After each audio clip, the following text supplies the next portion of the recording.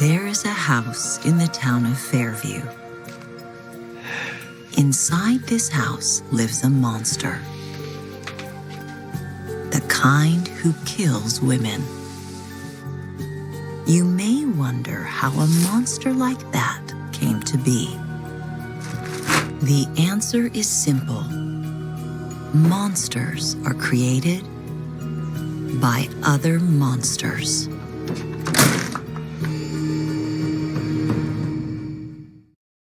Nobody loved me. Love ain't done nothing for me. Love beat me, raped me, call me an animal, make me feel worthless, make me sick. Of the many archetypes of Aslesha Nakshatra is that of an individual with a tragic childhood who struggles to let go of the events of their past, clinging to them so tightly that they haunt them. In this present essay, we will be exploring this interesting Aslesha archetype, the nature of the abuse sustained at that age they were most vulnerable, and the many strategies employed to both heal and protect themselves from any future mistreatments. We will also be exploring how, as lingering effects of many of these childhood experiences, this particular archetype of Aslesha develops a warped perception, a warped relationship with the concept of vulnerability. Being the star of attachments, otherwise known as the embracer or the clinger, this nakshatra struggles to let go of past experiences. And being ruled by the very planet of memory itself, the moon, the lenses with which they view their present reality is heavily tinted with the ghosts of times past. This video essay will explore Aslesha's attachment to their trauma and the hard, intimidating shell developed as a coping mechanism. Hey, do you know what you did? Do you know what you did? Are you listening to me? Do you know what you did? Do you know what you did? You shouldn't have done that, you son of a bitch! Get up, you fucking pussy, come here! You piece of fucking shit! Let us set the tone with the very first film, Monsters Ball. This film is interesting given the many layers of Aslesha's influence, as it stars two Aslesha natives, Halle Berry with Aslesha's son, and Billy Bob Thornton, also with Aslesha's son. But this nakshatra's influence goes deeper with the involvement of the possibly Aslesha director Mark Forster, who, depending on birth time, would have his moon in Aslesha. There are layers and layers of unresolved trauma within these main characters, which originate from their younger years and life experiences, and the developed patterns of which continue even to the generation of their own children. In the case of Billy Bob Thornton's character, Hank, we observe him cold and distant, even towards his own son, for whom he reserved his sharpest blows. From the viewer's perspective, it seems anything could trigger this cantankerous man into launching himself towards his own offspring.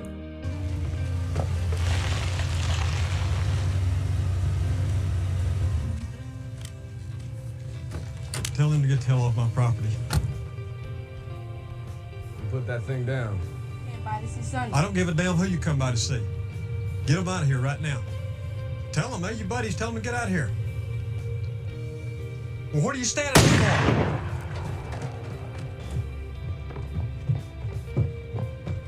for? All right, let's move, get out. You get out of my goddamn house right now. Hey! You get out! Come on! You lousy piece of shit! The degree of violence towards his son is confusing. Sonny, his son, never seems to do anything to warrant such vitriol, such acidity from the part of his father. What could be triggering Hank to act this way? One intuits from Hank's home life generations of neglect and abuse from his own father to him and finally to his own son. But this last proved the least equipped with dealing with this level of animosity, and finally he shoots himself. Say something.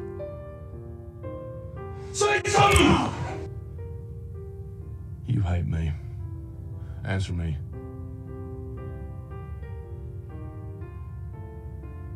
You hate me, don't you? Yeah, I hate you. I always did. Well, I always loved you. An interesting element in Hank's abuse of his own son, Sonny, is in comparing him to his mother. You're like a goddamn woman. You're like your fucking mother. You should have done that. You son of a bitch. It seems that any time Sonny fails at anything, Hank's first instinct is to compare his incompetence to those of Sonny's own mother, creating an association between femininity and weakness, and also suggesting that the negativity he expresses towards his own son were influenced by his hate of his mother. But in observing Hank's relationship with his own father, we see traces of the same pattern. Hank's own father's first instinct is to also compare Hank to his mother, again reinforcing this relationship between femininity and weakness, and also suggesting that Hank's childhood years were marked with abuse. You reminded me of your mother.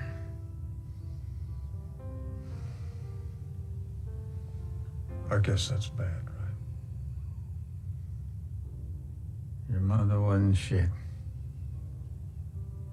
That woman failed me.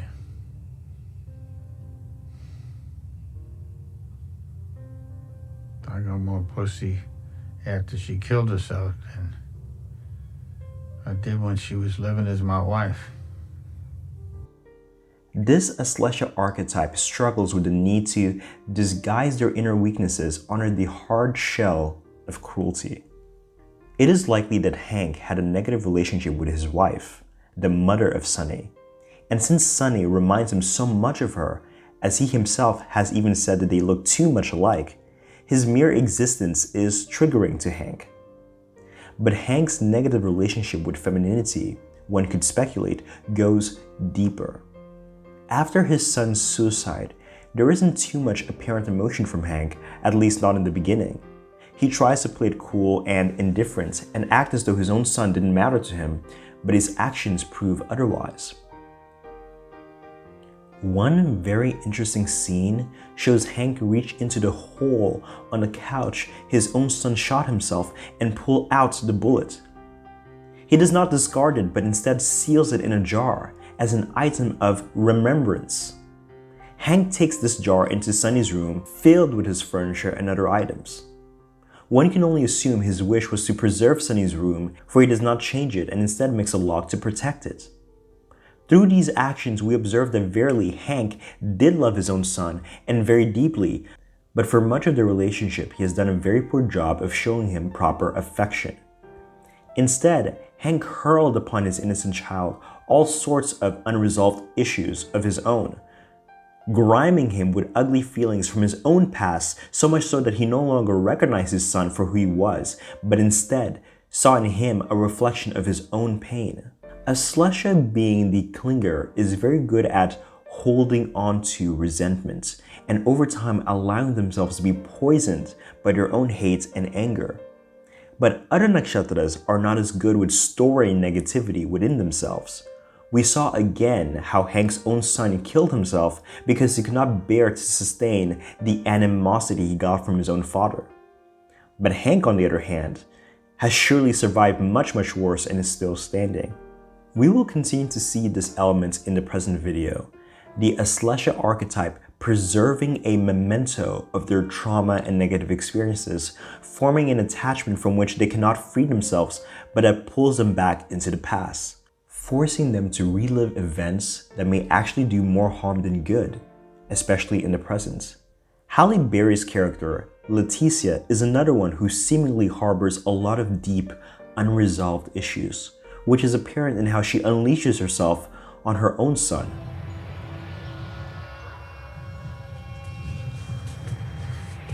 Wait a minute. Come here. What the hell is this, Danielle? What'd I tell you about eating? Shit! Hey, where they at? candy. You ain't gonna eat all this candy. You crazy? Look at this room. It's a mess. Why is it a mess, Tyrell? Because a fat little piggy lives in this room. Didn't I tell you don't be eating that shit? Look at this. Look at all this fat. This fat ass. Look at all this nasty. Get your ass on this scale. Get on the scale. What does it say? What does it say? 189. 189? You ain't lost no weight.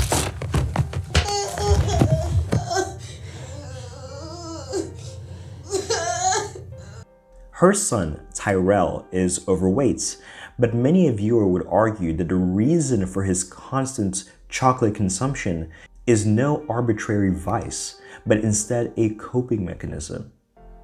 Tyrell's father is a prisoner set to be executed by electric chair, and his whole life he has been estranged by him and is said forced to live with his maladapted mother. Hallie's character, Leticia, though loving her son dearly, subconsciously lashes out at him and hurls at him all sorts of obscenities and resentments that she carries, not only for her own ex-husband, but her own existential circumstances due to poverty.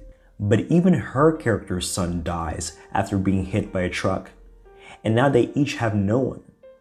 Slowly, these two characters begin to gravitate towards one another on the basis of their shared trauma.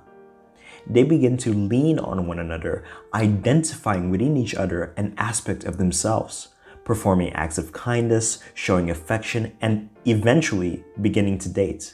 But things take a small detour when Leticia meets Hank's father and discovers he is a racist. A fact that Hank's father was more than eager to display when he discovered that his son was dating her. In my prime, I had a thing for nigger juice myself. I ain't just like his daddy. He ain't a man till he split dark oak.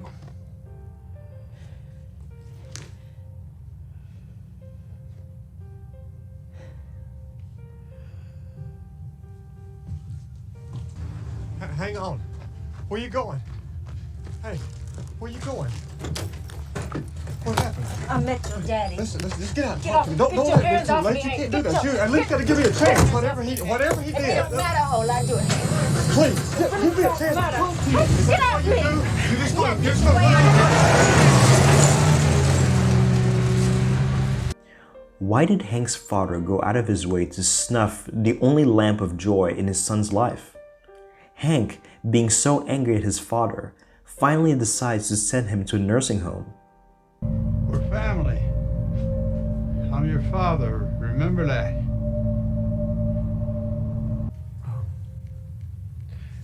Now, you will take good care of him, won't you? Oh, yes. Because, well, I want him to go out in peace. You must love him very much. No, I don't. But he's my father, so there it is. Finally getting rid of me, huh? From the viewer's perspective, the punishment may not necessarily fit the crime. For Hank to send his sick father, for whom he has been caring all these years, into a nursing home strongly suggests that their whole relationship was one based on attachments and not love. There was no love between Hank and his father. His father hated him, so he hated his father in turn. How ironic that Hank's relationship with his own father runs almost parallel with Hank's relationship with his own son. Almost like déjà vu. In observing Hank's relationship with his father, the viewer gains some insight into how he developed into the monster we saw terrorize his own child, almost incapable of empathizing with him. Ironically, given that he was probably in the same position when he himself was a child. Though Hank's father may have had racial prejudices, that likely was not enough for him to be sent away. Their relationship must have been tragic for decades before that, and it was only due to attachment that Hank kept him around. The worst kind of victim is the one that chooses to create another. Never thought I'd have to repeat that to you. I am horns of chickadee. There is an interesting Netflix series starring the Aslesha native Renee Zellweger as the chief antagonist. The series is called What If? And it tells the story of an ambitious young woman who seeks funding for her company, an organization on which she has essentially bet her life, as she has borrowed from friends and family just to keep it running. One day she meets Anne Montgomery, played by the Aslesha native Renee Zellweger, who promises to fulfill all her dreams of getting her experimental product to the market under a few unusual conditions. By my calculation, it would take roughly 80 million to optimize your discovery, assuming proof of concept. That's not the kind of investment I'm comfortable making without a guarantee that the woman in charge is willing to put whatever's necessary on the line to ensure its success. In this case, a night alone with her husband. You're asking if I would be willing to trade my husband for my company? She wants to have sex with you, Sean. Plain and simple. Why? Because Anne is legendary for exploiting people's weaknesses to her advantage. She sees our marriage as my weakness. Did I get that right?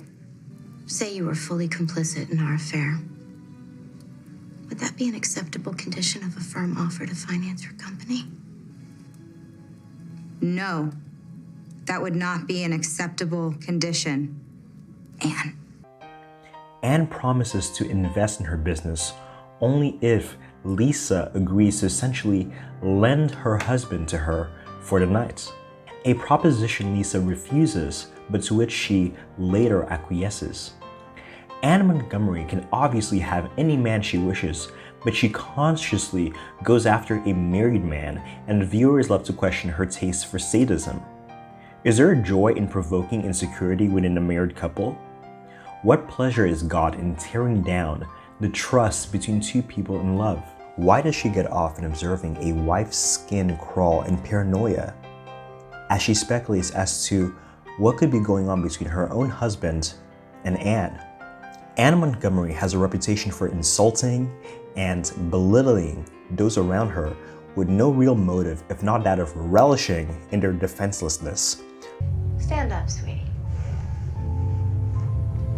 My lawyers are currently waging a libel suit against that dated Rags former editor, and had you done the slightest bit of research, you might have reconsidered wearing that embarrassing cry for attention, as all you've succeeded in doing today is exposing your own inadequacy. What kind of person gets off on making others feel stupid and powerless and disposable? A shitty one. Ketu is said to have been born in Aslesha Nakshatra, and this planet is the opposite of Rahu, which represents the developed, abstract human brain. Instead, Ketu represents the concept of the reptilian brain. Ketu represents all instinctual human faculties. Aslesha Nakshatra existing within Cancer, the natural fourth house, also represents that hidden reptilian aspect of the human psyche. There is an ability here to understand, or at the very least speculate reasonably, all the most hidden motivations in one's peers: fear, anxiety, lust, etc.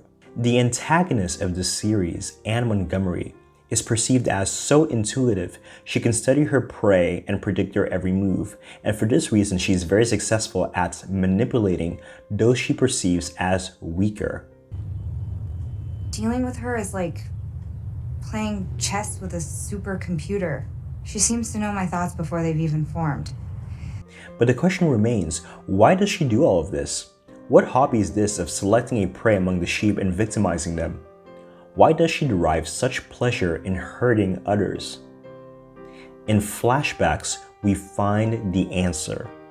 Anne was not always this monster we see today. For at one point in time, she herself was a victim of an abusive and negligent mother. And these are the childhood memories to which she clings.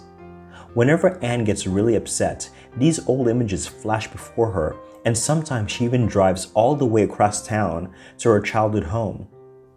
And it is in this well-preserved apartment that the viewer begins to speculate that all of Anne's arbitrary animosity is a cry for help from her wounded inner child. I told you to get that stupid bug out of my house. I got breakfast. coming over. That's the last thing I need is for that thing to start hopping around all over the place. Give it to me. No, Mommy. What did you say to me? The disposal's all fixed, Mrs. Tanner. It's about time. Oh, fuck, I'm late. Get rid of that bug by the time I'm back or it's going in the disposal. Anne not only had an abusive mother, but she was also sexually abused, and all these experiences are what inspired her to essentially create the character of Anne. And that is not even her real name. Hello, Lisa. Hello, Rebecca. Grab the keys. I think you know where to find me. There's more than one way to end a life, Foster. I simply forged a new one to replace the girl that man destroyed. A new person, born out of the strength I gained from enduring his lesson rather than succumbing to it. Anne, in her desire to distance herself from the weak and pathetic little girl she once was, dedicated her life to creating an entire persona under which she would hide the curled up, teary-eyed child that needed protecting but was never saved. She would now transform herself into a mogul, a magnet, a monster, one so terrifying, so formidable, no one could ever dare challenge her. Instead, it would be she, the apex predator, in the concrete jungle we call life. There is an interesting piece of furniture in Anne's home, a set of old keys well preserved under a glass container within her living room. These are the keys of her childhood home and are, of course, used as a symbol of her inability to let go of her traumatic past. It sits there in her home as a daily reminder of where she comes from and of who she still is at her core, and all the things she does to conceal her true, vulnerable self from the dangerous world outside. This theme of Aslesha keeping a memento was seen also in the previous example of Hank, who again kept the bullet his own son used to kill himself sealed in a jar. A memento is essentially an object that one keeps as a reminder of a person or event, and this is a constant theme in Aslesha Nakshatra, as these concrete items are a crystallization of Aslesha's signification, which is to cling, to attach, to struggle to let go.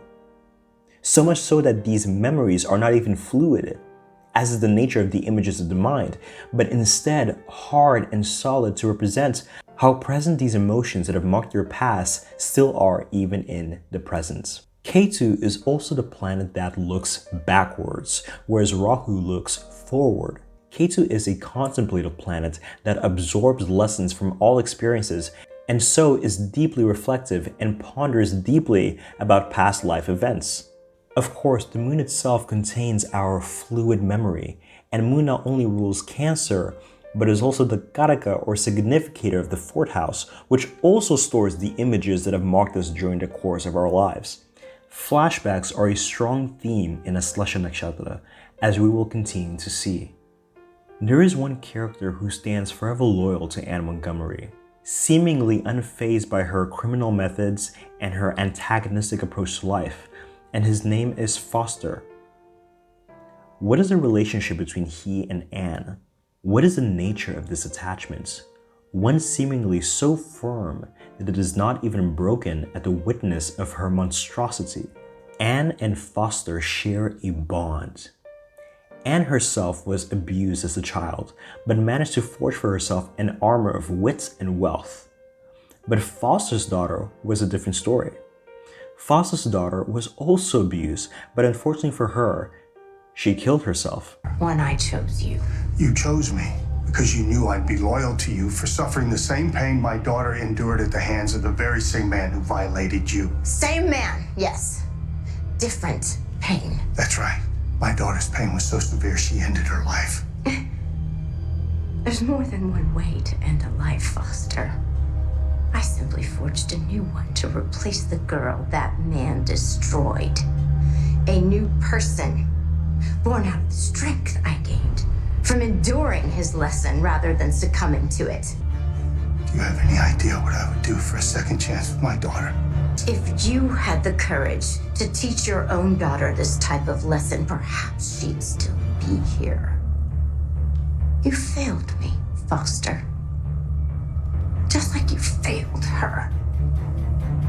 Fuck you, Anne. Again, we are seeing that whereas other people are often destroyed by traumatic events, the Aslesha native deeply internalizes them until such time the resentment poisons them. Anne, identifying so much with Foster, and perhaps even seeing in him a father figure she never had, and he, in turn, regarding her as the broken daughter he lost, kept Foster as a sort of assistant. And this is the nature of their attachment. There's another very final element of the show that ties into Aslesha, and that is generational trauma or generational abuse. By the end of the series, one discovers that Lisa is actually the long-lost daughter of Anne Montgomery, and this is a fact that Anne always knew but kept to herself. Though Anne is generally antagonistic, it is revealed that she purposely went after her own daughter, nearly destroying her marriage and her company, all to strengthen her and to rid her of her own weaknesses. That way she would face the outside world and become ferocious. What is this? Who did this? I don't want to talk about it. You just destroyed your entire life. She had failed. She was trouble. And her mother had trouble enough. Get out! The story could have ended there. Another girl, unwanted pregnancy out on the street. Carry the baby to term. And give it away. So I walked away from my child. But I never stopped watching her. Stop. I don't believe you. You belong to me. What sort of mother would put their own daughter through this kind of hell? You know what it is to be preyed upon, to feel powerless. You were born to be extraordinary. But the family that molded you made you trusting, weak. I put you in a furnace of my design, and here you are, cleansed of the corrupting tendencies that were hammered into you, stronger than ever. Lisa, you did this to your own daughter? And now she's poised to become every bit as strong as I am. You think what you did to her made her stronger? That girl is shattered. Only for the time being. Do you have any idea what I would do for a second chance with my daughter? You had that chance. And you chose to use it to deploy some toxic lesson in resilience? If you had the courage to teach your own daughter this type of lesson, perhaps she'd still be here. You failed me, Foster.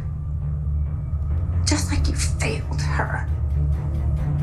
Fuck you, Anne. Her objective was to do to her daughter what life had done to her, to antagonize her own daughter such that she became a monster much like her, a monster no one could destroy.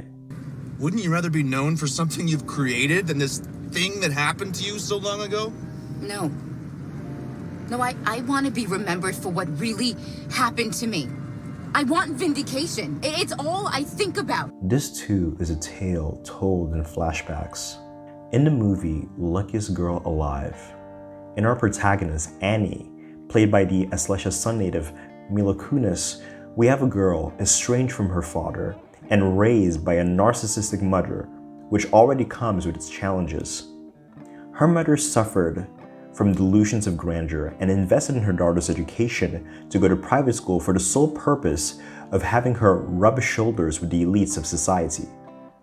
But during her time at school, she suffered a terrible incident that would haunt her for the rest of her life and would serve as the underlying cause of much of her strange behavior and many outbursts later on. Annie, or Tiffany as is her actual name, was raped by 3 of her classmates who drugged her and passed her around. This is a crime for which the boys were never punished, leaving her forever a silent victim. Though she does her best to maintain within herself the inner turmoil, we witness instances of her lashing out at the world or otherwise struggling to control her emotions, which others see as erratic. I do like the song. What are you not getting? You don't like this song? No, I do like the song, but the guy's a pedophile. You can still like the song, though. You think what you just said makes any sense? Look, turn off the fucking song. To make matters worse, as a child, she was also a victim of a school shooting. All of these unresolved feelings corrode her from the inside, and though a few close ones know a little bit about her past, she mostly keeps to herself what transpired. Her own rapist not only denies the accusations, but went as far as to lie and claim that Annie herself was one of the culprits in the school shooting, wrecking her reputation such that she feels pressured to keep her side of the story to herself. If you talk about that night, I'll deny it. And I'll double down on my claim that you planned it with Arthur in bed. And there's a lot of people that are gonna believe me. I was just trying to get out ahead of you. I was scared that you'd tell the cops about that night at my house. Plus, I was stuck in this, and you weren't. So I was so angry at you. I have a wife. 3, 2. Daughters.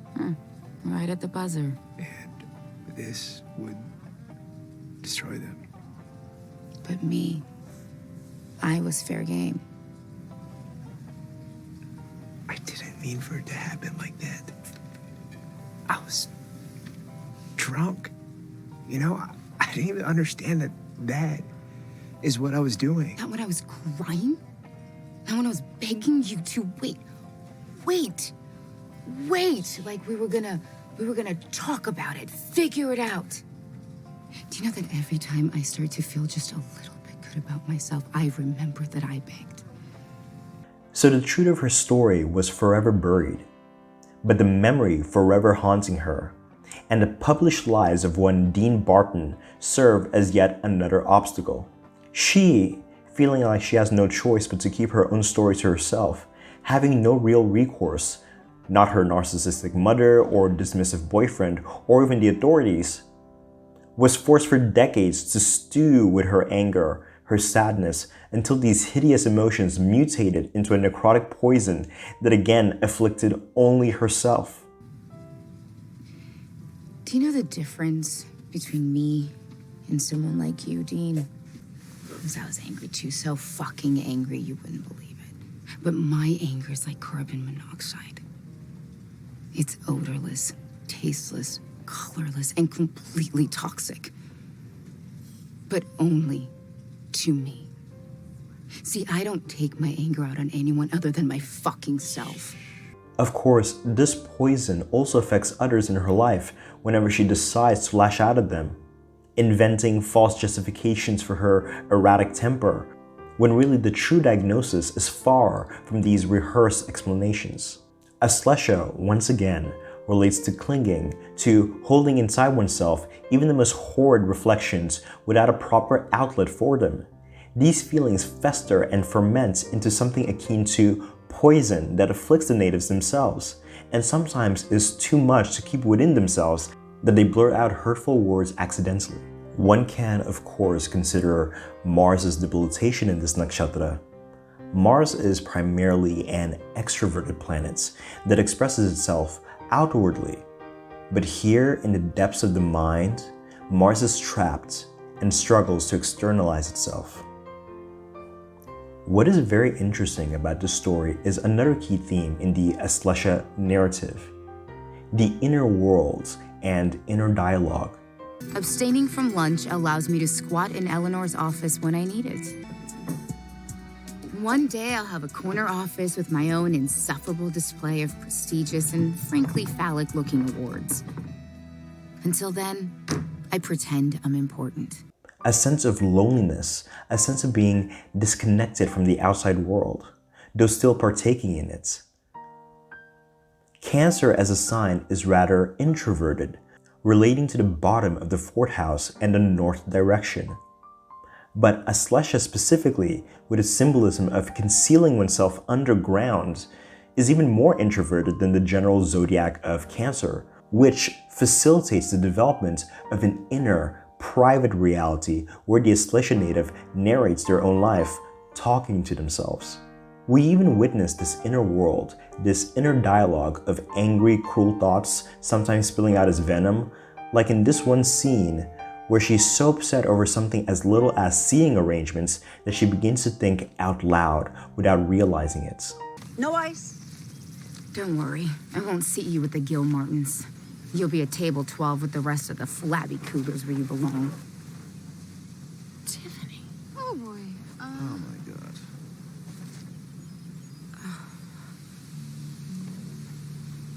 A theme we see repeated in Annie's story is that of reinvention, even represented in the changing or altering of her name, like we saw in a previous example of Anne Montgomery. I'm hoping to talk to... Don't say it. Tiffany.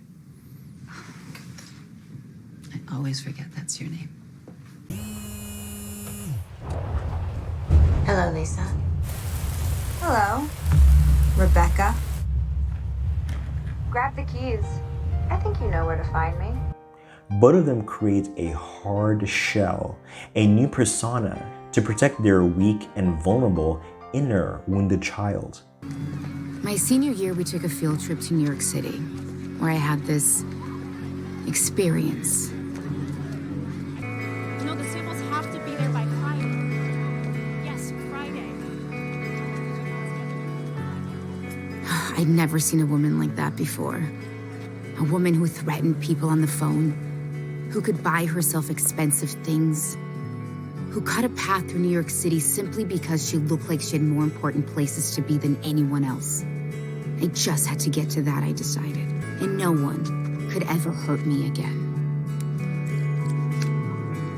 To becoming someone people can respect.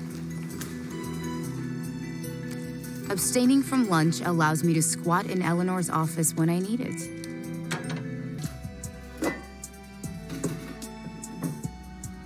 One day I'll have a corner office with my own insufferable display of prestigious and frankly phallic-looking awards. Until then, I pretend I'm important. I don't know if I'm fun. I don't know what's me. And what part I invented to make people like me. God, I used to be so proud of that. I thought I was this chameleon who was so much smarter than everyone. Do you remember the time you said you felt like a box that I just checked off? But I've been using you. I resent you. It's not fair. You're not the one who hurt me, but I take it out on you. They both obsess over money and status and power as another means of hardening their shell to the outside world and becoming more intimidating. What is very interesting is that despite the frightening significations of Aslesha Nakshatra, in real life it is not very vindictive, as vengeance is an externalized rage, whereas Aslesha is often too withdrawn and introverted, internalizing much of their anger, which again is debilitating to them.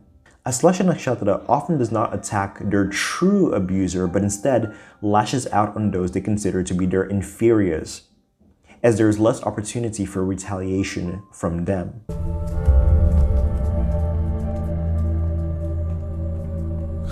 Are we supposed to forgive everyone, Mommy? Not everyone, my love. Some things are unforgivable.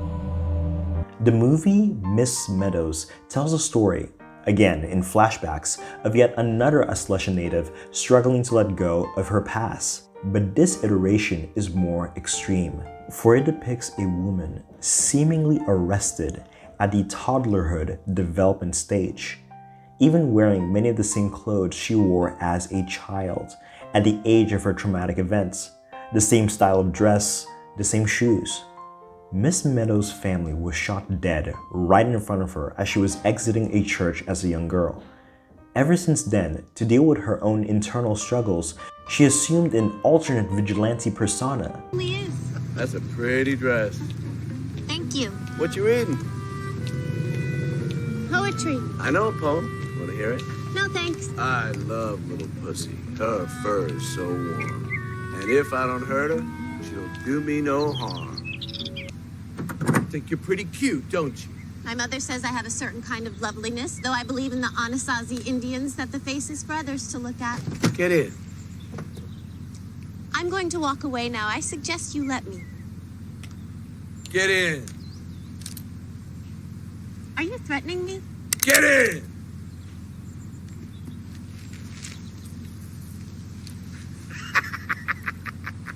Toodaloo.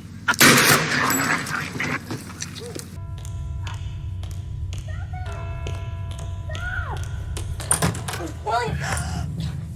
Father! The Lord asks that we not judge. I do God's work. Don't you touch him! To the outside world, she clung to the innocence of her toddlerhood and assumed a gentle persona. Miss Meadows, a new dentist joined Doug's practice, and he's available, and we thought we might fix you two up. Thank you. But I don't need a dentist. Oh, no, I just meant, well, I don't want you to end up an old maid. That's impossible. I don't clean houses for a living, and I have no intentions to start domestication training. Okay. But thank you. I mean, it's like what the wolf says to the lion. Okay. No. Stop. You can't talk to me like this anymore. Just talk to me like a normal person. I'm trying, okay? In previous examples, I have discussed the inner world of the Aslesha native, the wild fantasies to escape the tragedy of their daily circumstances, the inner dialogue to express thoughts better kept to themselves, but this movie offers a twist to that theme. Miss Meadows, when wishing to talk to herself, to console her inner wounded child, calls her own mother. She calls her mother daily, and with her she discusses all range of things, from the most mundane of affairs to more severe matters, and sometimes with a philosophical twist. But the audience discovers something odd about these mother-daughter conversations. Close to the end of the movie, it is revealed that she was never actually speaking to her own mother on the other end of the phone, for her mother was killed as a child. But unable to let her go, she created a daily coping ritual, pretending to call her mother on the other line for a sense of connection. Having been killed when she was not more than 5 years old, many of the philosophical lessons imparted in those telephone conversations never actually transpired.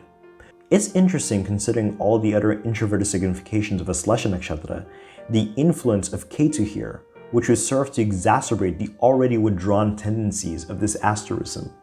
Ketu is of course very introverted and creates a rich inner world for the native, an inner world that facilitates self-discovery and inner wisdom.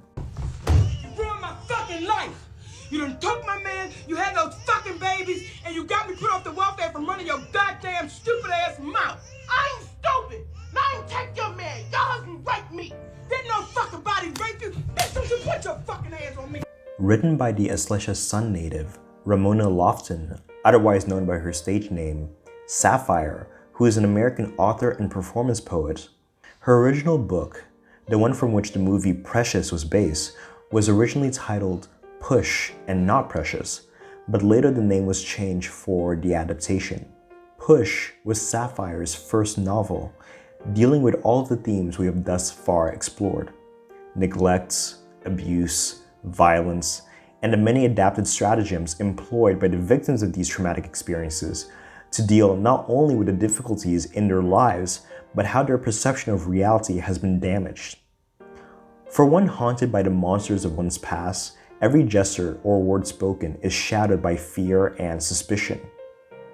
Her book, Push, according to her, had such an impact that it was even used by psychiatrists to educate on such topics as domestic abuse and trauma, given how well it portrayed these tragic scenarios.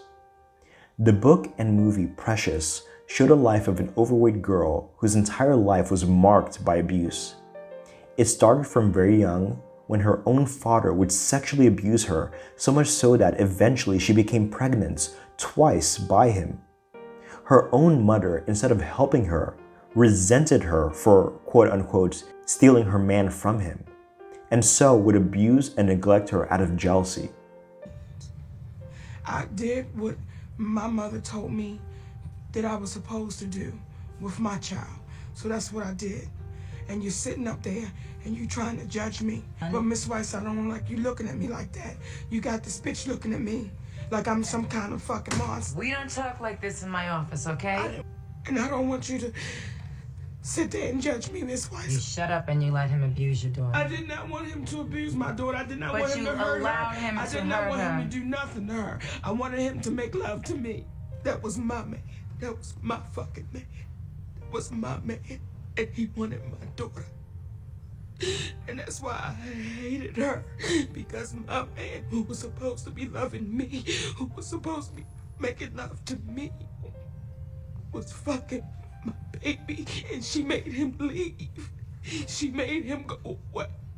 So whose fault was it It's then? this bitch's fault because she let my man have her and she didn't say nothing. She didn't scream. She didn't do nothing. So those things that she told you I did to her, who else was gonna love me? Since you got your degree and you know every fucking thing, who was gonna love me? Who was gonna make me feel good?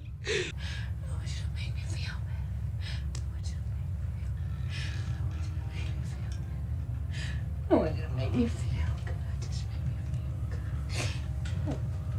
I want you to make me feel good. Can you make me feel good? Can you make me feel good? Can you make me feel good? Make me feel good. I feel good. Make me feel good. Just make me feel good. Just make me feel good. I want to feel good. Her home life was so corrosive that it even affected her academic career. What makes Precious' story that much more tragic is the fact of her being harassed and humiliated even outside of her home on account of her weight and poverty. A very interesting element to Precious' story is how she reacts when she is being abused. She escapes to a happy place. In a scene where her own father is raping her mother nonchalantly watching from the hallway, we find that as a means of coping, Precious, in a sense, escapes her own body and enters into a fantasy far removed from her daily reality, one where she is powerful, important, adored, and safe. Despite her horrendous outer world, Precious has a very rich inner world, again this being a factor of the intense introversion within this asterism. The burying of the consciousness into a hidden underground place, rich with the most wondrous treasures, safety, security, power, wealth, where no one can access and no harm can befall you. To go along with this theme of the rich inner world, we find again the theme of the inner dialogue. I wish I had a light-skinned boyfriend with real nice hair. And I want to be on the cover of a magazine. But first I want to be in one of them BET videos. Mama said I can't dance. Plus she said who wants to see my big ass dancing anyhow. But this time in the form of a journal. Precious keeps a diary which she uses to more deeply reflect upon her life, giving herself an outlet and even giving herself insights into herself and the greater world. The only place safe for her is the inner recesses of her own mind. And if it were not for her own children, she might have sunk deep within herself with no hopes of being rescued. The scenes of Precious's escape into her inner reality depict her as a glamorous and powerful personality. And here we see some of the origins for that developed outer shell, the false persona constructed by the Aslesha native as a means of running away from their wounded, vulnerable selves. Their sense of powerlessness can be so profound that as a means of remedying it, they purposely deceive themselves as to their own importance. Underneath this broken exterior is a narcissistic alter ego that fuels them, protects them, and fills them with delusions of grandeur that actually have the result of giving them some sense of self-worth. Because that's who you are. Some scared little girl who pretends to be strong, but is really just weak and selfish. I did everything I could to protect you. You've done nothing to make my life miserable.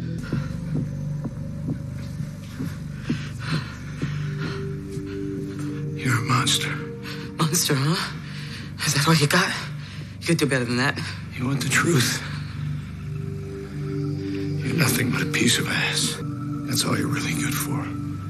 Dirty, rough sex. I'm too ashamed to tell anyone about it. That's how foul you are, you disgusting slut.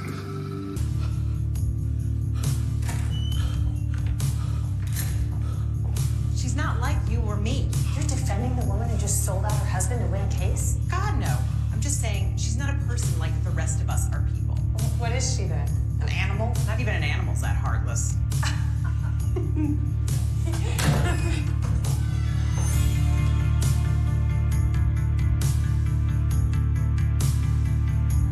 The series How to Get Away with Murder stars the Aslesha Sun native Viola Davis as the well-known law professor Annalise Keating, who is portrayed as tough, uncompromising, and even cruel, especially to her inferiors.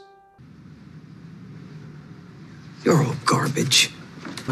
Annalise, he did his best. We were all blindsided by this. No, you were blindsided. Because you can't do your one simple job. Tell me what's coming my way. That's all I ask. And in return, I tolerate your pathetic, mousy presence in my house. Are you good for anything, or can you only do your job when you're screwing evidence out of someone? She drinks excessively, enjoys intimidating others, and is otherwise perceived as immoral. Kind of early for that. Not after the week I've been having. You're already back from work. But don't have me living up in here. It's your choice to move in. Because you thought Frank was going to put a bullet in So me. get out. I'd rather be alone. You were an alcoholic, man. That's a problem for you. The problem is you're a little bitch. That surprised you, huh? You want to hit me? Go ahead, hit me. Hit me! Hit me! You're a cancer. Oh, yeah, that's all why you got. Sam cheated. You Frank ran You off. cowards, all of Who you. are you going to ruin next, Eve? Eve's got more balls than all of you. He don't know you. You don't know me. You're going to die alone in this house. That's what I know. And no one's going to give a rat's ass. Not me, not Eve, not even your damn mother when she realizes how sick you really are. She's often called a monster, a tyrant, even a disease, both by those closest to her who know her well, and even from those who merely hear of her. But it is later revealed that Annalise suffers from a lot of internal turmoil. Her whole life is marked by trauma and tragedy, starting as early as toddlerhood, when her own uncle would regularly sexually assault her. Women, we're made to give love, to nurture, to protect, to care for. That's women. I say something funny? Your definition of a woman. I mean, what have I ever nurtured? What have I ever protected, cared for, or loved?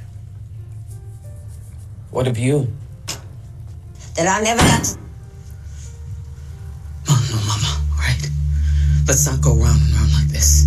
Let's just dive right in. Did you know? Uncle Clyde is dead. Did you know what he did to me? So you knew. My sorry-ass husband might have been a cheater and a lowlife, but he saw me why I am this way. That man understood nothing. Sam knew exactly what happened to me the minute I stepped into his office. Everything. He said, this thing that happened to me, what you ignore, is why I am the way I am.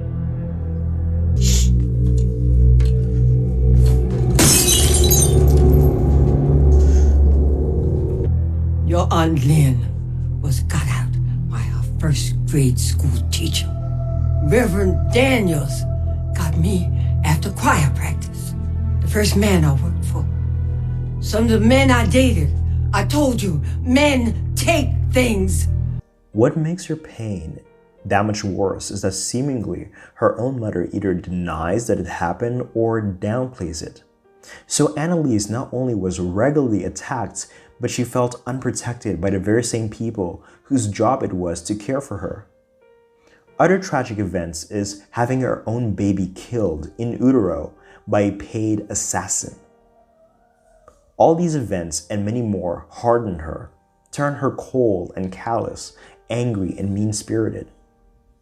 In Annalise, we observe an instinct to protect those around her she sees as vulnerable, perhaps as a mechanism for dealing with having been so vulnerable and unprotected in her own youth. She perceives in those closest to her a weakness that she once possessed, a weakness that ignites both scorn and contempt as we observe her insult and berates those she loves, but a weakness that also inspires a maternal instinct to protect. But we observe another perverse aspect to her, the suffocating mother. The suffocating mother archetype, the mother that eats her own children, the mother who is so identified with her role as nurturer and protector, she necessarily destroys any autonomous spirit in her children, such that they forever cling to her bosom. You see, every decision rests on me. Isn't that how you want it? No! No! I can't trust you to do anything yourself! Because you don't let me! So it's gonna be like this with you, isn't it? You stay the little girl lost while I play the mommy always there to clean up your mess. You say you want me to be like you, but you don't. Not really. You want me like this, so that I don't forget what I owe you. She destroys their will to independence using various ploys so they have no other recourse but to be tied to her. In this way, she secures love and affection and identity for herself. Annalise has students who work with her but who get involved in a crime. They kill her own husband who was cheating on her. But Annalise protects them and guards their secret. But in exchange, the students feel obligated to align themselves with her. And whenever the students feel like they are coming close to escaping this relationship, they feel Annalise invents newer schemes and secrets so that they again feel bound to her. You get away from her. You want to know the truth? Asher was going to testify against everyone in this house, so Bonnie told him that she killed Sam in order to save your asses. Because that's what we do around here. Ruin everyone's lives to save yours. Nate's, mine, and now Bonnie's. Who's next, huh? Whose life do you want to destroy to stay free? Why didn't you just tell us? Because I'm trying to protect you like always. When are you going to finally accept that? This again is keeping with the suffocating mother archetype.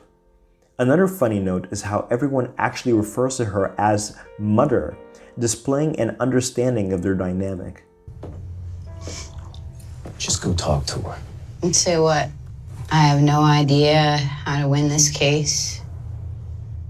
Please, Mommy, give me the answer. Good asymmetry. Your right eye is 0.5 millimeter higher than your left. We could probably fix that with the malaugmentation. It's a cheekbone enhancement. And the breast could go one size bigger, low C. And you could finish off with some abdominal.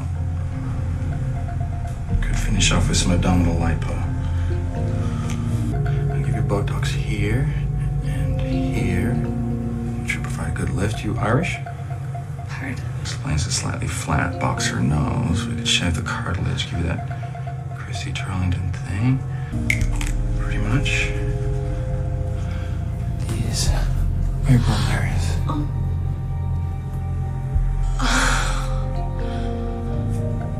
Am I really this ugly? I was homecoming queen. The elements of plastic surgery is another expression of this creating of a shell within which to conceal your insecurities, self-loathing, traumas, and inner child. In the series Nip Tuck, the Aslician native is quick to perceive what about each client makes them feel vulnerable, weak, and unloved, and helps in building for them an armor of beauty and power to conceal their true selves. Tell me what you don't like about yourself, Miss Mays. Tia, tell us what you don't like about yourself. Miss Charles, tell me what you don't like about yourself. Tell us what you don't like about yourself, Mr. Connors. Ms. Rip, tell me what you don't like about yourself. Tell me what you don't like about yourself. Mrs. Broderick, tell me what you don't like about yourself. Tell me what you don't like about yourself. Tell me what you don't like about yourself. Are you kidding? Everything. My body's dropping so fast, my gynecologist needs a hard hat. Nip Tuck stars the Aslesha Moon native Julian McMahon, a man accused of being a misogynist, a hater of women, who uses them for momentary pleasures, then discards them.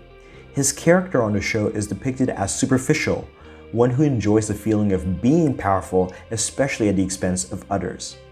There are many examples throughout the show of his own insecurities and the methods employed to alleviate himself of the sense of his own weakness.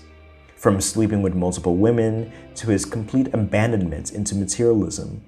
But this one episode where he antagonizes a woman he deems as unattractive is particularly poignant. Tell me what you don't like about yourself, Miss Mays. I don't like that I look like a Clydesdale. My face belongs in a feed bag, and these hips and legs should be pulling the Budweiser beer wagon. Why don't you be a little more specific about exactly what changes you're looking for? I just know I want to be beautiful so I can be loved by someone like you. Well, sweetheart, you're never gonna look like Angelina, and you're never gonna sleep with Brad. That's just the way it is. Life sucks for you. You don't think I should try plastic surgery? You'll need multiple surgeries, and none of them are cheap. I realize that. I want to do whatever it takes to be beautiful. Strip.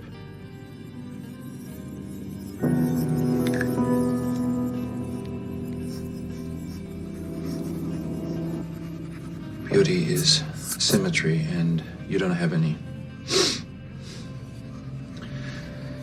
First, we'll need to get rid of all this nasty cottage cheese. These mud flaps will need to be lopped off. Have you ever picked up anything heavier than a carton of Haagen-Dazs? No, I don't go to a gym or anything. Obviously. And here, we'll need some laser hair removal to keep this forest under control. And you could insulate your house with the amount of fat I'm gonna suck out of your hips and your ass. Your beer belly will need extensive abdominal lipo.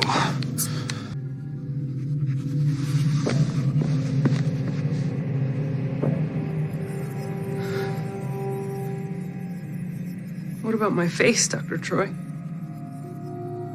It's a lost cause. But if I sculpt your body with tumescent lipo, it might be salvageable. Salvageable? Doable, screwable, ready to be ridden bareback. Christian would repeatedly insult his client to her face, but she, lacking in... What are you doing? You look like a trout. Before we do, why don't you slip into something a little more comfortable?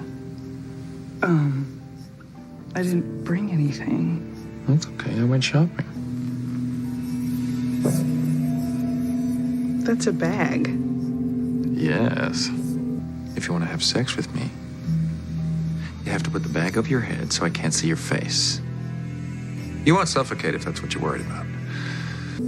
I thought you said you went shopping. I did, grocery shopping. And I recycle, and now I'd like to make good use of that bag. I want you to put it on. Oh, come on, Abby. How many chances in life are you gonna get to sleep with someone like me? Hmm? You want me or not? Yes. Speak up! I said yes, I want you. Then put it on.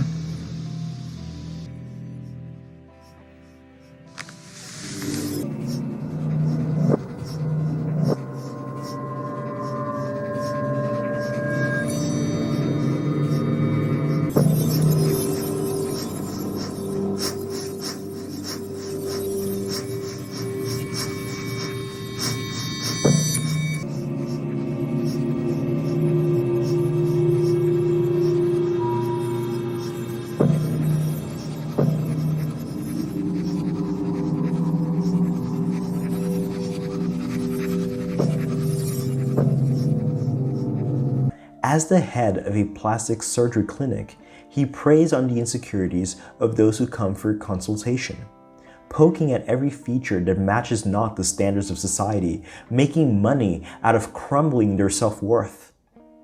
It has been argued that Christian Troy takes pleasure in belittling women in particular, for reasons we will shortly explore. In watching the show, one realizes the psychological basis for his terrible, monstrous behavior. Christian Troy was abandoned as a child and put into the foster system. In flashbacks, we discover his foster father was abusive and sexually traumatized him as an infant.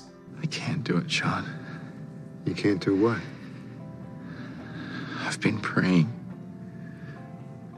to forgive, but I can't do it. He's dead, and I thought that would end it, but it didn't.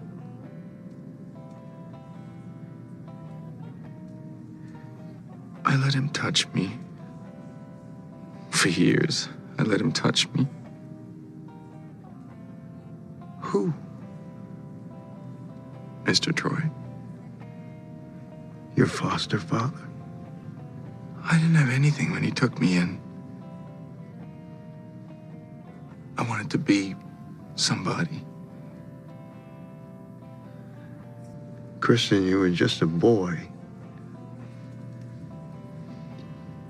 If he abused you, it was his fault. He had the power. He's the one.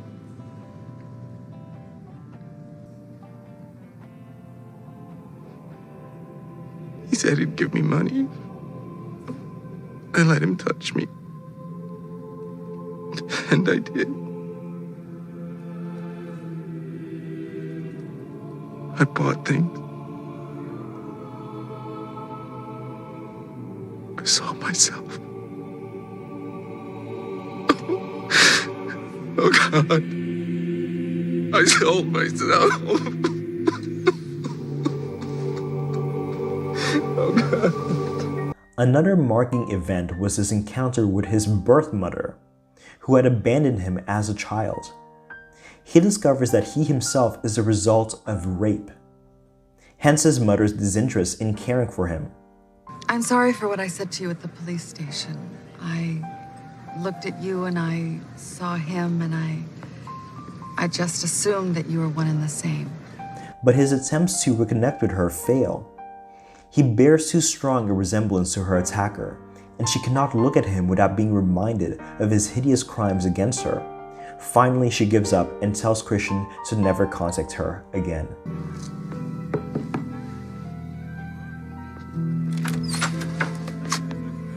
Hey. You gonna invite me in? Look, Christian, I thought I could do this, you and me. There's times when I look at you or I hear your voice and I feel that you are a part of me, just like my other kids. That's all I want. Just to be part of your family. I grew up in foster homes with nothing. Now I have a life. I have a fiance, friends, a business. You can get through anything if you want to. Not if you have a living reminder of your pain coming over for dinner every Friday night. You're my son. But I can't be your mother. I have worked hard to build walls around my family so that none of that ugliness that your father did to me would ever get in and stain us. Is that what I am to you? A stain? Based on these few experiences, of which there are surely more, we can understand a little bit of Christian's erratic behavior. It is often said that survivors of sexual abuse become overly promiscuous as a means of coping with their PTSD. One hypothesis, psychologists argue, is that many sexual abuse survivors equate promiscuity with self-worth. The more people want to have sex with me, the more powerful I must be. Christian has spent so much of his life feeling unloved, unwanted, undesirable, that he dedicated himself to building this persona of a hyper-masculine bachelor to mask his inner wounded child. He places too much value on superficial things to give himself a sense of power and antagonizes those who are weaker than himself to the same end. All this to mask his own self-hatred, which the other characters in the show readily perceive. And you discovered someone who has beauty on the inside, and it scared you. And why? Because you, underneath that shell, that handsome shell, is nothing. And the only thing you can do to make yourself feel better is pull people down into your own personal little hell. Okay, you feel better? Yeah, I feel better. You know, when I was in there, I was thinking that I truly hate myself. And it's the reason why I always go back to you, Christian, is because you hate me the best. Turn around and look at me. Why are you with me, Christian? You think I'm stupid. You think I'm a slut. You think I'm pathetic. You hate yourself like I do. And that's why you always come back to me, because you think I am all you deserve. Now, obviously when we speak of abuse and child abuse, there are a range of placements that can be held responsible. Aslesha placements are not the only ones susceptible to them, and Aslesha placements alone cannot cause them. It is not enough to open up a chart, identify Aslesha placements, and then determine that the individual has suffered from trauma in their youth. But abuse and neglect are still one of the running themes of this asterism. And now I'd like to discuss some real-life examples of these situations. Halle Berry with Aslesha's son grew up with a toxic, alcoholic father, and she's quoted as having said, "There's a lot of abuse in my childhood. I grew up with an alcoholic father that was very abusive, both verbally, emotionally, and physically." In the Aslesha's son Viola Davis's book, Finding Me, she elaborated on her toddlerhood with her own abusive, alcoholic father and his treatment of her gentle mother. She says, "There are not enough pages to mention the fights, the constantly being awakened in the middle of the nights, or coming home after school to my dad's rages and praying he wouldn't lose so much control that he would kill my mom." Davis reveals that her father had multiple affairs that he made no attempt at hiding. She essentially details the abuse sustained was generational. Davis's father, as she states, was a man who endured years of abuse in his childhood home and went on to suffer indignities at the hand of the racist horse owners under which he worked. She's a victim. That's how the cycle of abuse works. So stop judging and do your job. Sapphire, the writer of the book Push, on which the movie Precious was based, who herself is an Aslesha native, describes herself as bisexual and admits to being sexually abused by her own father, a US Army sergeant, at the age of 8 and abandoned by her mother, a nurse, when she was 13. Charlize Theron with Aslesha's son and Moon has opened up about her tragically abusive childhood and the chief perpetrator of this abuse, her own father. An alcoholic, her father would often threaten to shoot and kill the whole family. One night, when her verbally abusive alcoholic father came home with his brother after drinking heavily, he threatened her mother with a gun. He began shooting, and Theron's mother grabbed her gun and shot back. Though she claims the shadow of her childhood no longer looms over her, she believes that her trauma is one of the reasons she chooses to play such complex female roles. Gabrielle Union with Aslesha Moon, who finally has opened up about her ongoing 30-year battle with post-traumatic stress disorder as a survivor of rape. She is quoted as having said, "Living with anxiety and panic attacks all these years has never been easy. As a rape survivor, I have battled PTSD for 30 years. There's times the anxiety is so bad it shrinks my life. Leaving the house or making a left-hand turn at an uncontrolled light can fill me with terror. Anxiety can turn my anticipation about a party or fun events I've been excited about attending, like the Met Gala, into pure agony. Jane Fonda with Aslesha Moon has said, "I've been raped, I've been sexually abused as a child, and I've been fired because I wouldn't sleep with my boss." Terry Hatcher with Aslesha Ascendants held on to a secret for 35 years that her own uncle sexually abused her, and she would have probably never come forward if it was not for her uncle abusing somebody else. Terry Hatcher claims that the abuse was constant and started as early as the age of 5. She claims her mother figured things out and, I quote, removed her from the situation. But that didn't help matters for Terry, who was still affected psychologically. She is quoted as having said the following, "Nobody wanted to talk about it.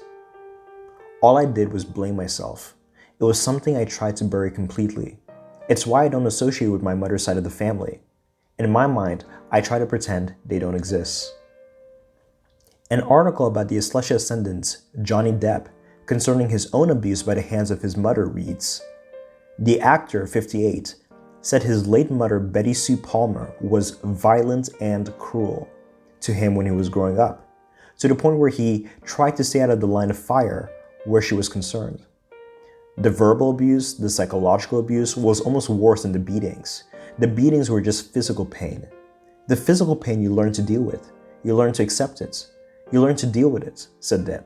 Some of the violence Palmer inflicted, Depp alleged, including throwing an ashtray, a high-heeled shoe, or a telephone. He said she would hit her children in their head and had the ability to be as cruel as anyone can be. The artist Chris Brown very much fits the theme of this video, a monster raised by monsters, for he himself grew to become an abusive partner. But abuse actually runs in his family, according to the following article.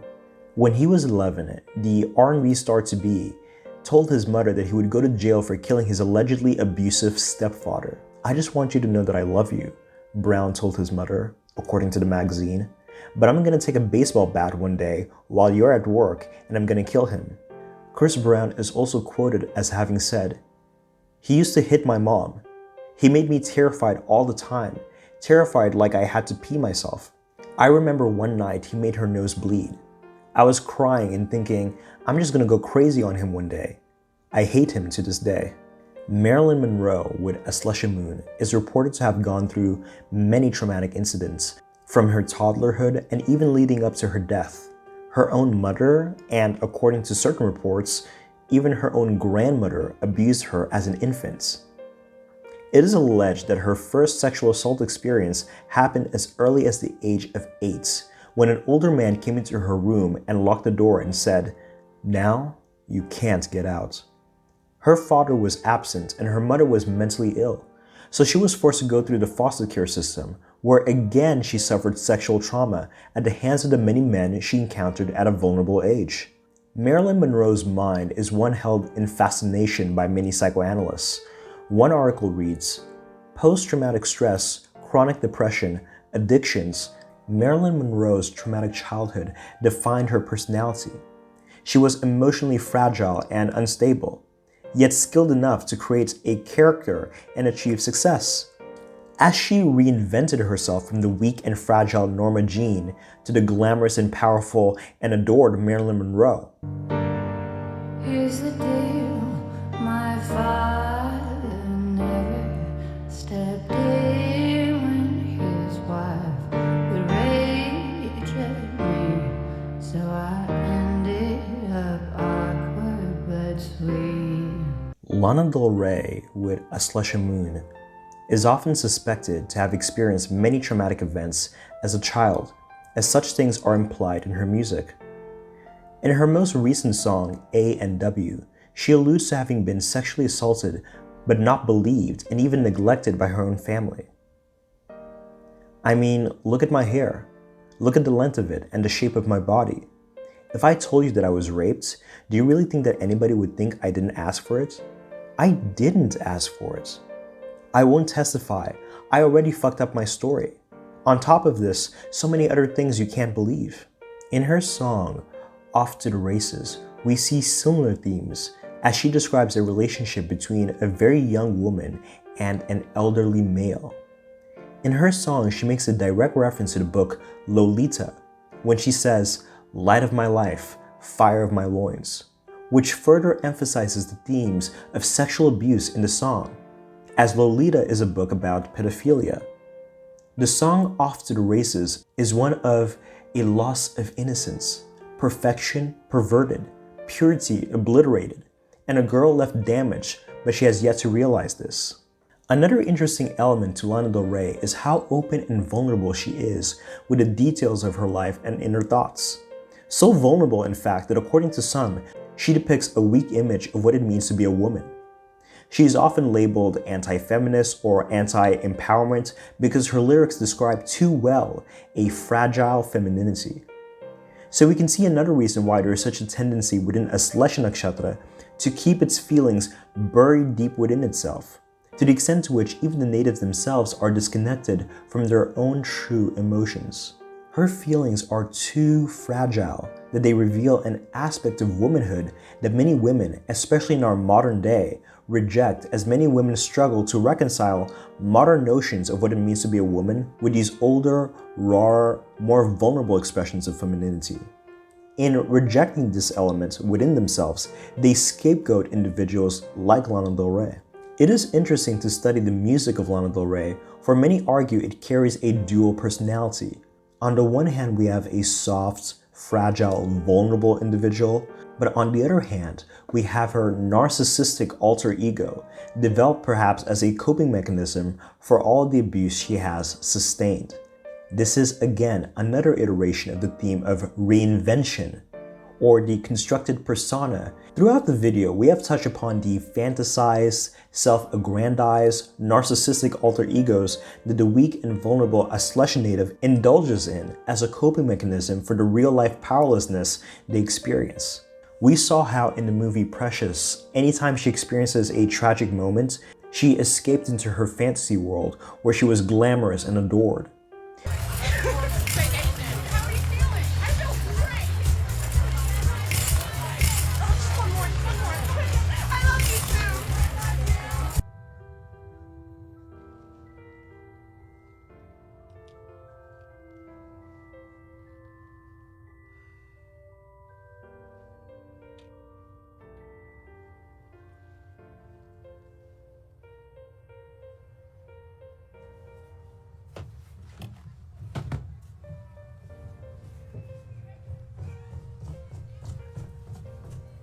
We saw in the case of Anne Montgomery how she changed her name and became a ferocious business magnate so as to become so powerful no one could ever hurt her. Hello, Lisa. Hello, Rebecca. Grab the keys.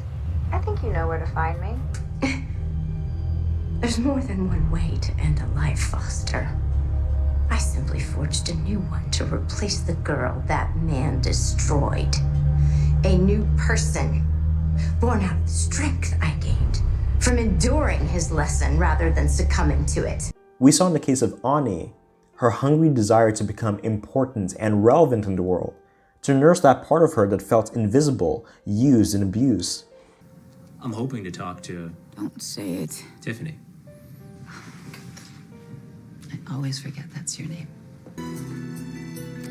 Abstaining from lunch allows me to squat in Eleanor's office when I need it. One day I'll have a corner office with my own insufferable display of prestigious and frankly phallic-looking awards. Until then, I pretend I'm important.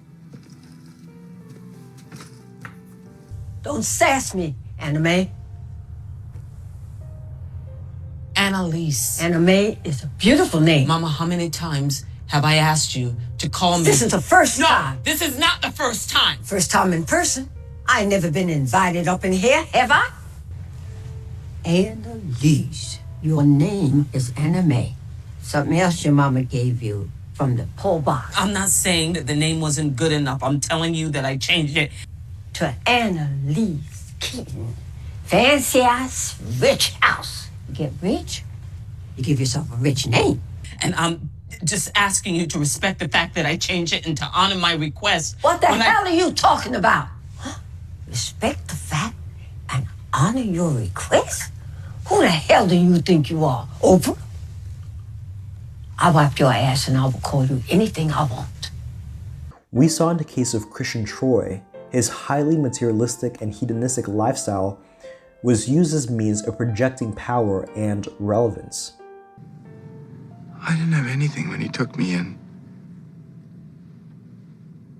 I wanted to be somebody.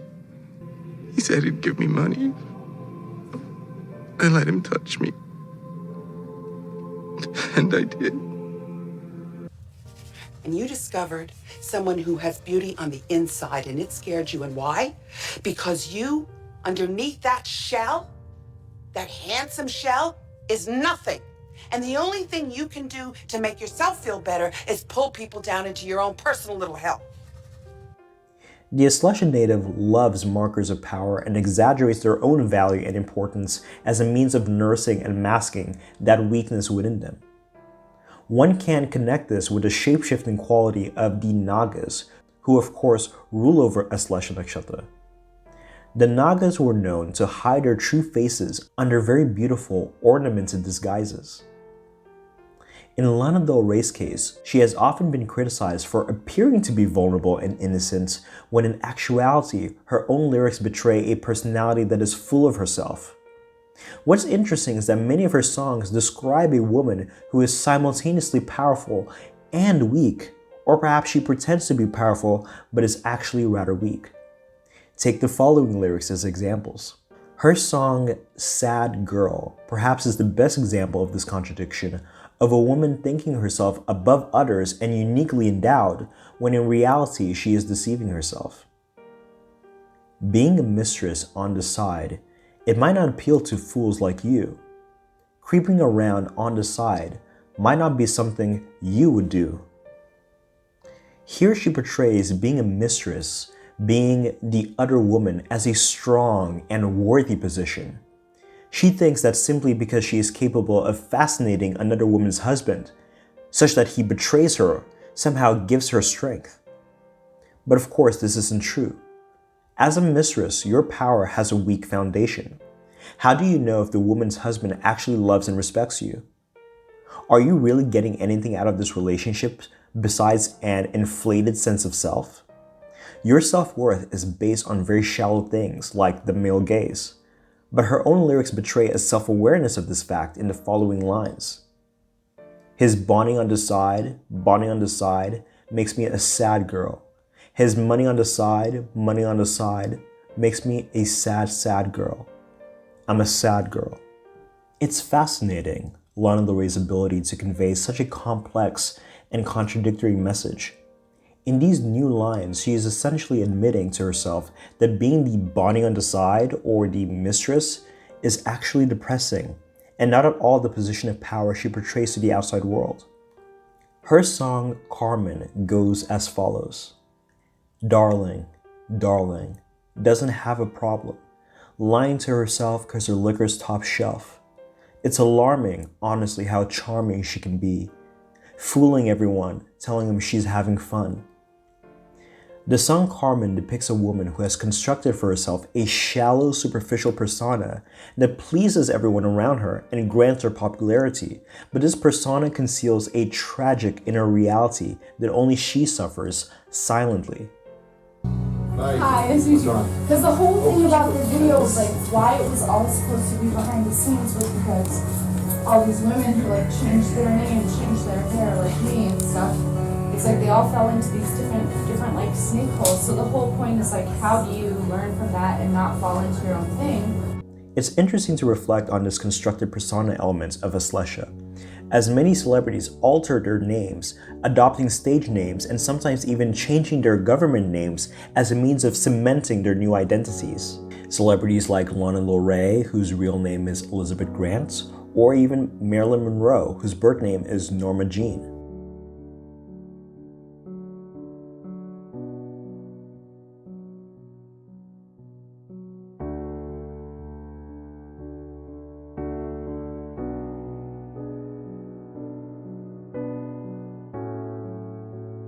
But in a future video, we'll explore more deeply this element of changing one's name and we will find that it is actually Jyeshta Nakshatra that most commonly changes its name or comes up with a stage name for different reasons than Aslesha.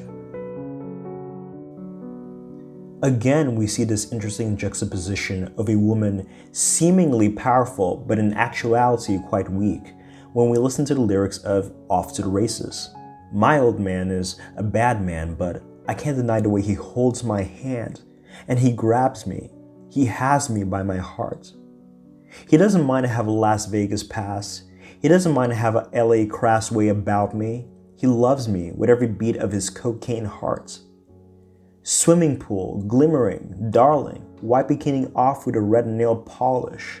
Watch me in the swimming pool, bright blue ripples, you sitting, sipping on your black crystal. Again, we are getting the picture of a woman who is poor and belonging to a vulnerable class. But she holds on to a man who promises her wealth and a life of ease. So she feels powerful next to him and exaggerates her self-worth, but really there is an underlying vulnerability in her power, for its foundation is the fleeting passions of an elderly gentleman. The song continues, light of my life, fire of my loins, be a good baby, do what I want. Light of my life, fire of my loins, give me them gold coins, give me them coins. These lines give us an idea of their dynamic. In exchange for money or coins, the old man demands that she submit to him and become his pet.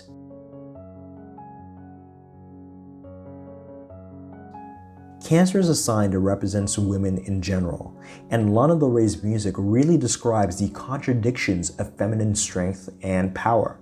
The average young woman may feel powerful in that there is something about femininity that entrances the world and men in particular. Their youth, their beauty gives them access to privileges, and so in this sense, she is strong. But the average woman is also weak in that the foundation of her strength is unstable. If her power is inherent in her ability to fascinate others, to fascinate men, how long will this power last? Will you still be loved when you're no longer young and beautiful? And when youth and beauty end their sojourn, will they pack up all your wonders and powers and things and take them with them? This is one of the reasons why many believe that a way of crystallizing feminine power is through marriage. What's interesting is also considering what Claire Nocte in her observation discovered concerning dominatrixes, that the nakshatra of Aslesha is also connected to them. A dominatrix essentially exists in a false, constructed reality that subverts the common dynamic between men and women. In her den, it is she that dominates, it is she that degrades, it is she that insults, belittles, and humiliates. It is she that takes on the more masculine role. The dominatrix is made to feel omnipotent, undefeatable, but her power only exists within the walls of this false and constructed world. The reality is that she cannot get away with this sort of behavior in the real world, and in fact, the dynamic is often the opposite. Whereas the dominatrix feels all-powerful in her false world, in the real world, she may be a common woman, vulnerable, insecure, unprotected. Her dominatrix persona allows her to escape into a narcissistic illusion of her own importance, and so even then, this fits the Aslesha theme. There are, of course, many other examples of these same Aslesha themes, but I couldn't possibly fit them all into this one video. But there are a few examples I would like to quickly run through. Dear God, I'm 14 years old. I've always been a good girl. Maybe you can give me a sign. Let me know what's happening to me. One day, my daddy come and say, you're gonna do what your mama wouldn't. Now, I got 2 children by my daddy. A baby boy called Adam. He took while I was sleeping. And a baby girl called Olivia. They took right out my arms. The Color Purple, written by Aslesha Moon native Alice Walker, where the main character is sexually abused by her own father and is even impregnated by him twice. And then years later, she is given away in marriage to an abusive man. We got time for your crap. I'm getting out of here. What? Said I'm out. You ain't going nowhere, you little bitch. Open up. Open up.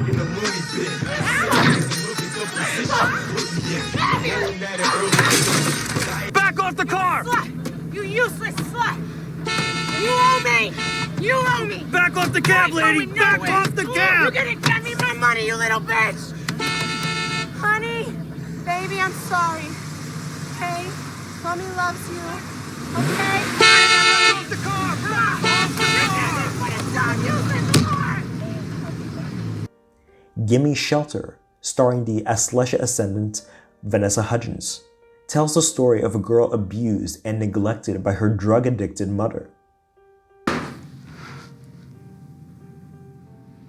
When I was 8, I was taken away from my mother when she was arrested for drugs. Every few months, I'd be assigned some new caseworker, and we'd start all over again. Apple. I was dropped off at a mental hospital, where they kept me in a steel room all by myself because I didn't fit in with the other kids. From there, I was put into another temporary shelter. Apple. I ran away. Went to find my mother and tried to stay with her for a while. Things got real bad and I had to go. Look. By the time I was 12, I was in my 10th foster home. Seemed like good people this time, until the husband would come into my room at night and start touching me and feeling all up on me. I told my caseworker and she got the police involved. He told them that I was making it all up because that's what troubled kids do, and they believed him. I was too scared to even open up my own mouth. Agnes, where are you from? A lot of places. And it's Apple, not Agnes. You can call me Apple, not Agnes. Oh. I thought you said it was Agnes, but Apple is a beautiful name. Apple? That's a funny name. No, Alex is a boy's name. No, it's not. Yours is stupid. The Heart is Deceitful Above All Things, starring the two Aslesha Sun actors, Dylan and Cole Sprouse, in a movie where a young child is taken away from his foster parents and placed back into the hands of his neglectful mother. Willard. Both iterations of the film, the 1971 version and the 2003 version, are influenced by Aslesha natives. The earlier one was directed by an Aslesha native, and the 2003 version stars the Aslesha Moon native Crispin Glover. Now moving on to the next fuller example.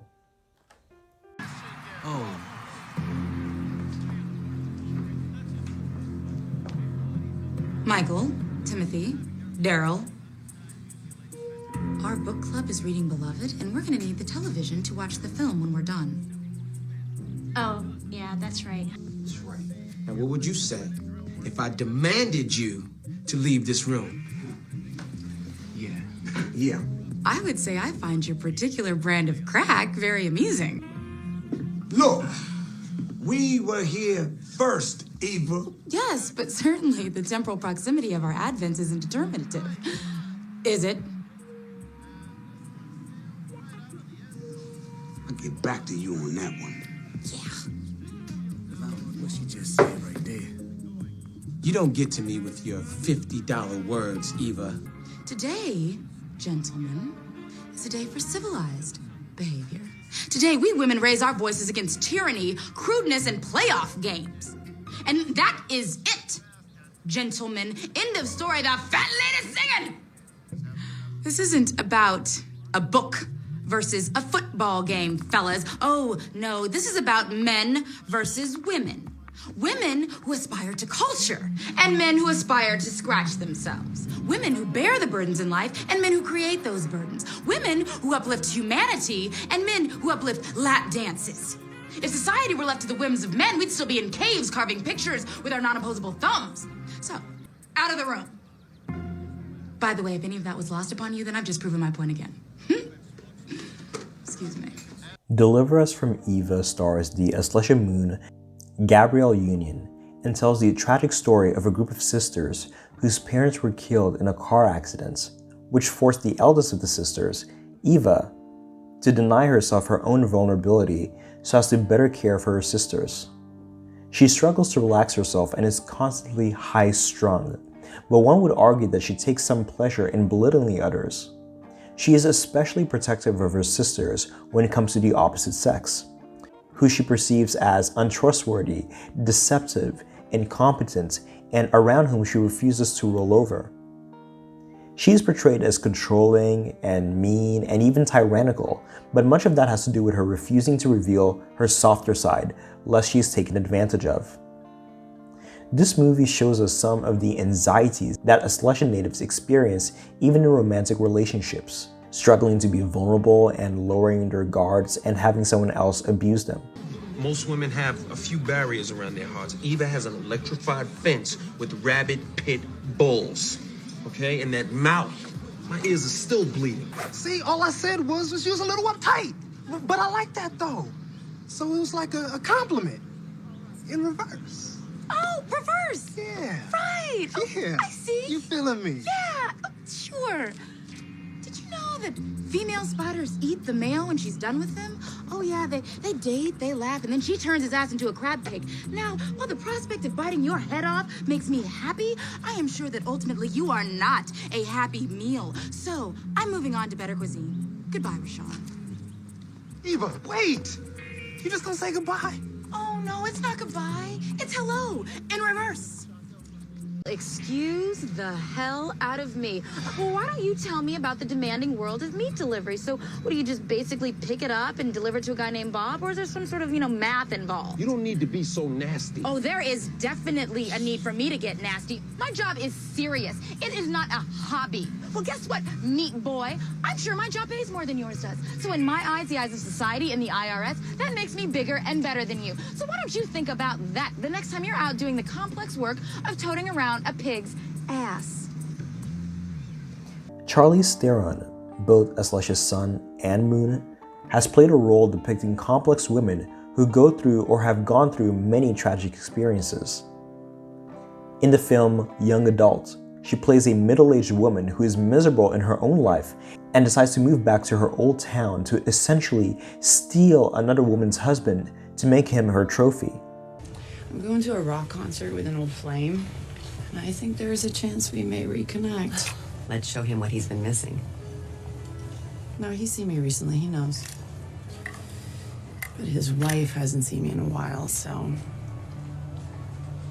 She looks for ways to make herself feel better about her own life, and her only method is to do so at the expense of others. She also suffers from an inflated sense of self that easily comes undone under the smallest scrutiny. Kendall Strickland never felt threatened. If anything, she felt a deep sense of pity for this rebound girl. Yes, Kendall Strickland was attractive. That was obvious. Other girls were so insecure, stressing about their faces and their figures. Not Kendall. Hers was a gracious, effortless beauty that glowed from within. Dark Places, a movie about a woman who witnessed her own mother in an abusive relationship with her father, and then watched her entire family die at the hands of a shooter who she believes to have been her own brother. I have a meanness inside me, real as an organ. I was 8 the night they were killed, and suddenly I was famous. The little orphan girl of the Kansas Prairie Massacre. So strangers send me money, just enough for me to do nothing, which is exactly what I did. How much is left? How much? There is $482.12 left in your fund. Now, as I have mentioned before, had you been able to replenish it with any kind of regular income, we'd have been able to keep it afloat. You're also 2 months behind on your rent. Snow White and the Huntsman also features the narrative of a woman turned monster because of a need to survive. At a young age, her own village was pillaged, and she herself was used and abused by older men. All that can save you, Ravenna. This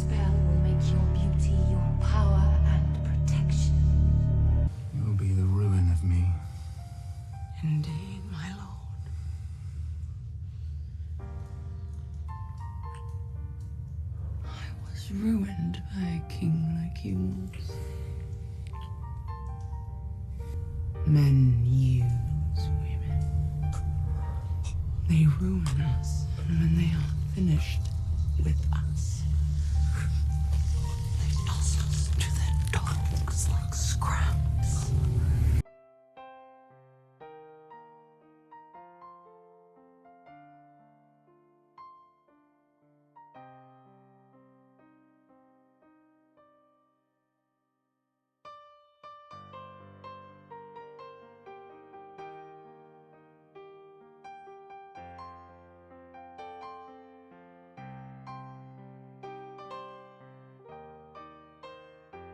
But the movie that I would like to focus on is arguably her most famous role, Monster.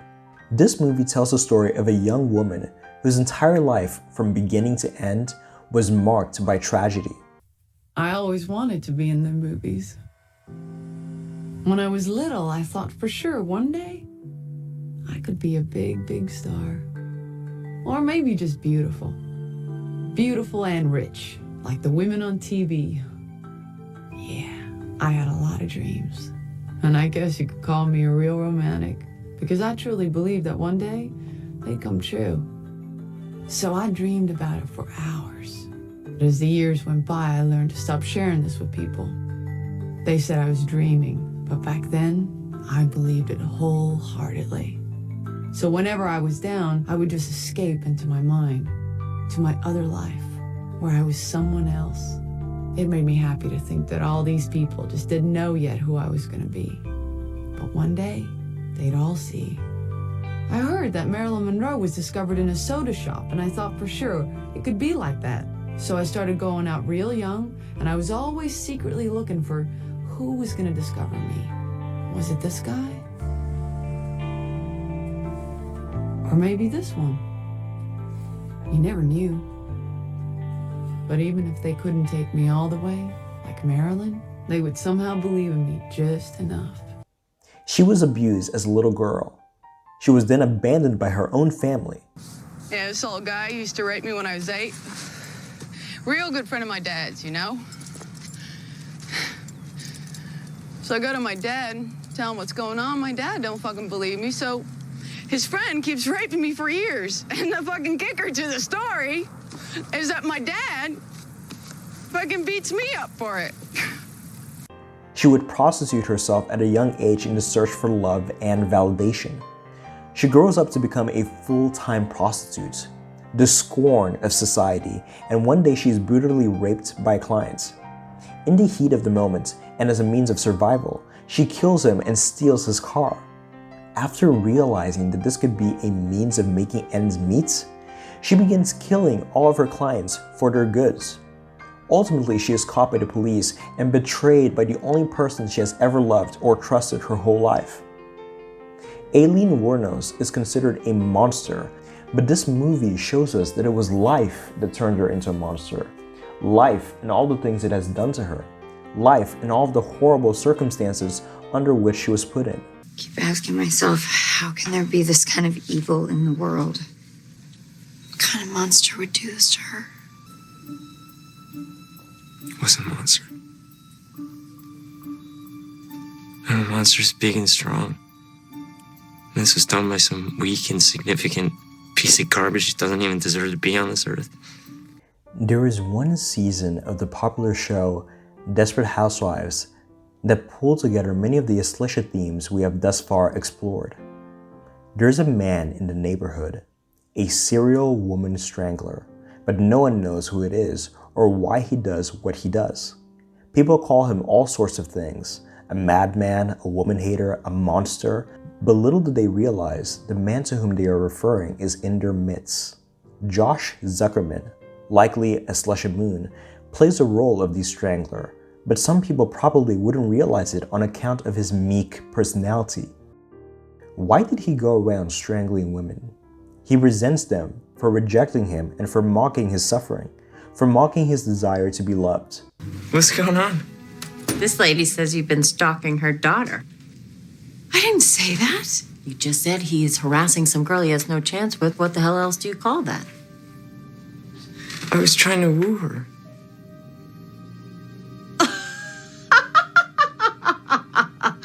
Woo her! Oh my God, that's hysterical. There's no need to mock him. Oh, who is mocking? I am thrilled. I always figured the only girl he'd end up with would be blind, deaf, or inflatable. But now that I know how good he is at wooing... Please don't laugh at me. I'll do what I want, Romeo. But how did this monster woman strangler come to be? This is another story told in flashbacks.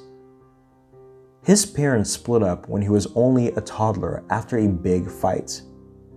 He was left to be raised by his neglectful mother, who cared more to be showered in cheap affections by strangers than to raise him properly. Remember me? I brought you a little something. I'm not supposed to open the door. Well, tell your mom I'm here and she can open it. She's not here. Oh, well, tell your babysitter then. You do have a sitter, don't you? Eddie, where exactly is your mother? Who's Eddie? Her 4-year-old child who she left at her home unattended. You got a kid? You know, you might want to lead with that next time before I spring for the screwdrivers. Oh, baby, don't you want to get my phone number?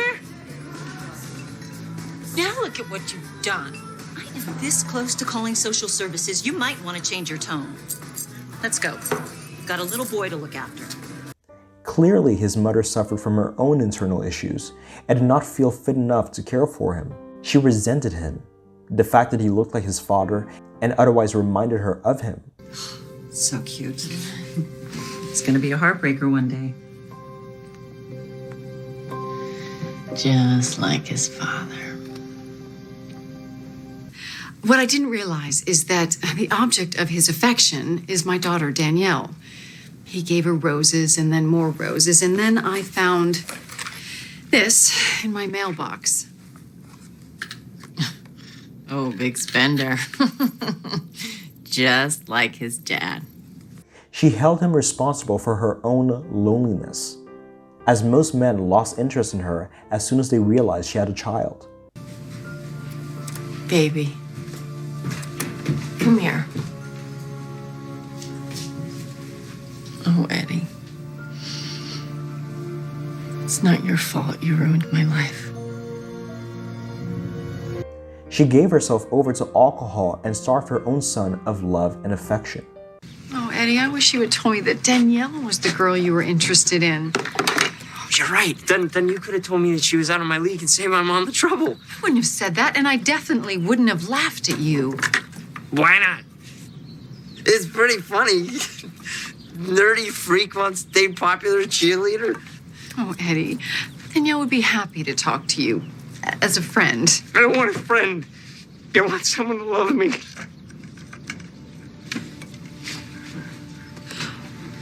Well, of course you do. All he's ever wanted was to be cared for, to be nurtured, to be loved. His own mother never offered any of this to him, and so he decides to seek this elsewhere, projecting his need for maternal affection upon any woman who would so much as bat an eye and smile. But even those girls would reject his advances and humiliate him. Now, if you want to save money, you could always skip the motel and stay in my place. It'll help you get over Preston. I have no problem letting you use me. I don't think so. Yeah, well, I promise, no funny business. I mean, unless you want some. I mean, I didn't come to America to end up with some greasy-haired little boy. I was trying to woo her.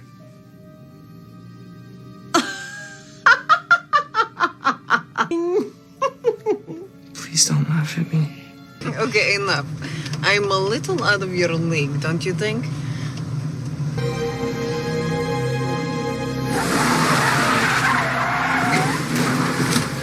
What are you doing?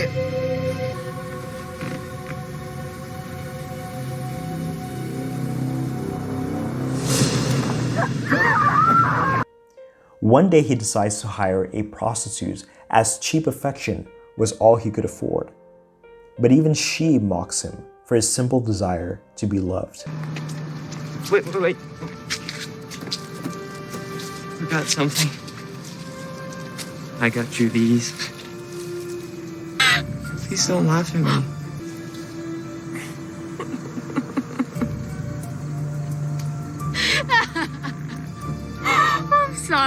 I'm sorry.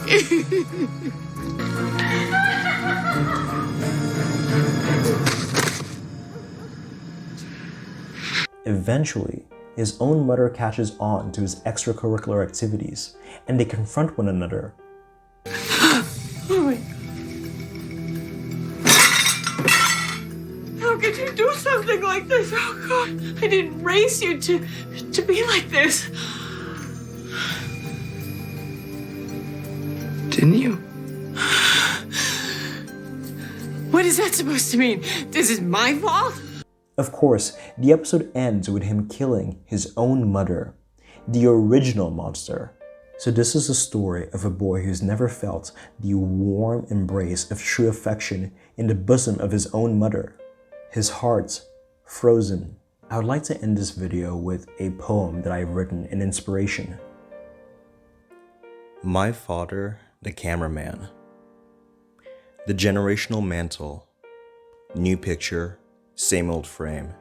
Same old scene, but a cast of new actors. The cameraman flashes, catching me by surprise, and I froze. He caught me, I froze. He caught me, I froze. 5, 9, 13 years old. I'm 40 now, still trapped in that image. I see it when I walk by, closing my eyes, bracing for his flashes. Thank you for watching. And for the people who love you. Nobody loves me. People do love you, Precious. Please don't lie to me, Miss Rain. Love ain't done nothing for me. Love beat me, raped me, call me an animal, make me feel worthless, make me sick. That wasn't love, Precious. Your baby loves you. I love you.